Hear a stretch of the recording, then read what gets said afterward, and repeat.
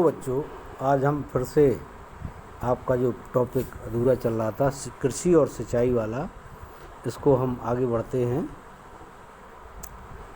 जिसमें नीचे एक चित्र दिखाई दे रहा है, इसके कई रंग, कई रंगों से भरे उसके खाने। मान लीजिए कि एक रंग के चौकोर खाने एक व्यक्ति के इधर उधर बिखरे खेत हैं। मान लो हरे रंग के एक आदमी के खेत हैं, पीले रंग के एक आदमी के खेत हैं, लाल रंग के एक आदमी के खेत हैं, लेकिन वो बिखरे हुए हैं। तो इससे क्या होगा कि उसे एक साथ सब जगह काम करने में दिक्कत होगी। और अगर इनको सारे खेतों को उसकी एक जगह इकट्ठे कर दिया जाए तो उसका सारा ध्यान एक ही जगह रहेगा और उस पर वो अच्छी तरह से अपना मन लगाकर काम कर पाएगा। इसको करने के लिए सरकार ने एक कानून बनाया जिसको कहा गया चकबंदी अधिनियम। चकबंदी के तहत एक किसान के बिखरे हुए खेतों को एक जगह इकट्ठा कर दिया जाता है, जिससे कि उसका सारा ध्यान एक ही जगह लगा रहे। चकबंदी द्वारा इधर उधर बिखरी खेत की ज़मीन के बराबर खेत किसानों को एक स्थान पर इकट्ठा कर दिया जाता है। और अपने आसपास पड़ोस वालों से भी आप इसको जान सकते हैं कि चकबंदी क्या होती है। वैसे ब्रैकेट में आप देखेंगे छोटे छोटे टुकड़ों में बिखरे खेतों में सही ढंग से खेती नहीं की जा सकती, साथ ही लागत भी ज़्यादा आती है। इसीलिए चकबंदी द्वारा किसानों की दूर दूर बिखरे जोतों को एक साथ कर दिया जाता है। तो ये है चकबंदी। इसके बाद आता है सिंचाई की बात करें तो आपने अपने गांव में सिंचाई के कौन कौन से साधन देखे होंगे। कृषि के लिए सिंचाई बहुत ज़रूरी है। बिना सिंचाई के अच्छी खेती की संभावना नहीं है। भारत में वर्षा की मात्रा और समय दोनों अनिश्चित व असमान हैं। माने न तो ये कह सकते कि कब पानी बरसेगा और कितना बरसेगा, इस बात की भी कोई गारंटी नहीं है। इसलिए साल में अच्छी फसल और एक से अधिक फसल उगाने के लिए हमें सिंचाई की आवश्यकता होती है। कुएं और तालाब सिंचाई के प्राचीन साधन हैं। प्राचीन काल में कुएं द्वारा सिंचाई होती थी, तालाबों द्वारा होती थी। दक्षिण भारत का जो पठारी भाग है उसमें आज भी तालाब ज़्यादा हैं। आजकल अधिक मात्रा में पानी प्राप्त करने के लिए नलकूप बनाए जा रहे हैं। सरकार द्वारा पंचवर्षीय योजनाओं के द्वारा नहरें बनाकर सिंचाई की सुविधा दी गई है। देश में विभिन्न नदी घाटी परियोजनाओं से नहरें निकाली गई हैं।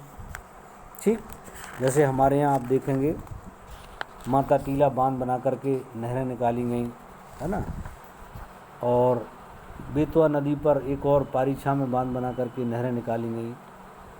और हमारे नज़दीक में आप देखते कि बबीना से जो नहर आई है जो आपके कड़मऊ तक जाती है, ये इन क्षेत्रों में सिंचाई करती है। अपने देश में सिंचाई के साधनों का जो वितरण है, अगर हम ये चित्र देखें तो जो बड़ा भाग है वो कुओं और नलकूपों द्वारा सिंचाई होती है। इसके बाद नहरों द्वारा सिंचाई होती है। और तीसरा जो बड़ा साधन है वो है तालाब। इनके द्वारा भी भारत में लगभग 10% हिस्से पर सिंचाई होती है। इसके अलावा छोटे छोटे अन्य साधन हैं, कहीं नालों से पानी लेकर के, कहीं किसी और साधन से पानी लेकर के सिंचाई की जाती है। आपके गांव के आसपास के खेतों में किस नहर से सिंचाई के लिए पानी आ रहा है उसका नाम पता करें। बताइए दक्षिण भारत में तालाब अधिक क्यों हैं। तो दक्षिण भारत में तालाब अधिक होने का कारण है कि वहाँ की जो मिट्टी है वो बहुत कठोर है। वहाँ खुदाई आसानी से नहरें नहीं बनाई जा सकती और ऊंची नीची भी ज़्यादा है, इसलिए वहाँ नहरें निकालना संभव नहीं है। लेकिन वहाँ तालाब बना करके बरसात के पानी को इकट्ठा किया जा सकता है, जिससे कि हम ज़रूरत पड़ने पर जब चाहें तब उस पानी का उपयोग सिंचाई के लिए कर सकते हैं। आजकल सिंचाई की एक और नवीन पद्धति जिसको हम कहते हैं ड्रिप या टपक सिंचाई और स्प्रिंकलर छिड़काव सिंचाई भी कहते हैं। सामान्यतः बागानी फसलों जिनके बगीचे लगाए जाते हैं, जिनमें फल है, फूल है, साग भाजी है, इनकी सिंचाई की पद्धति टपक पद्धति द्वारा की जा रही है। इससे क्या होता है कि पानी कम लगता है और पौधे को भी अच्छी तरीके से पानी मिल जाता है और वो जो ना अच्छी उसकी पैदावार बढ़ जाती है। जबकि खाद्यान्न जैसे गेहूं, मटर इत्यादि फसलों की सिंचाई स्प्रिंकलर पद्धति द्वारा की जाती है। यह दोनों ही पद्धतियां भारत में मध्य पश्चिम के सूखा प्रभावित क्षेत्रों में अधिक प्रयोग की जाती हैं। मध्य पश्चिम वो इलाका है जहां हमारे यहाँ सूखा पड़ता है। इससे क्या है, वहाँ पानी कम पानी में ज़्यादा सिंचाई हो जाती है। इन पद्धतियों से सिंचाई में पानी कम खर्च होता है और फसल अच्छी भी होती है। अगला हमारा जो टॉपिक है वो है इसी में हरित क्रांति। हरित क्रांति जिसका शाब्दिक अर्थ है हरित माने हरी, ग्रीन से मतलब है, क्रांति माने परिवर्तन। भारत में हरित क्रांति की शुरुआत 1966-67 में हुई थी और उसका उद्देश्य था कि कृषि के उत्पादन को कैसे बढ़ाया जाए और इसके बढ़ाने से भारत की खेती में एक बड़ा परिवर्तन हुआ। इस कार्यक्रम का उद्देश्य था कि उन्नत किस्म के बीज, खाद, सिंचाई तथा आधुनिक यंत्रों के उपयोग द्वारा कृषि उपज में तीव्र गति से वृद्धि करना था। इसे ही हमने हरित क्रांति का नाम दिया है। भारत में इसके जनक हैं या इसको शुरू करने वाले हैं डॉक्टर एम.एस. स्वामीनाथन। हरित क्रांति की मुख्य बातें अगर हम देखें तो अधिक उपज के लिए सुधरे हुए उन्नत बीजों का उपयोग होने लगा है।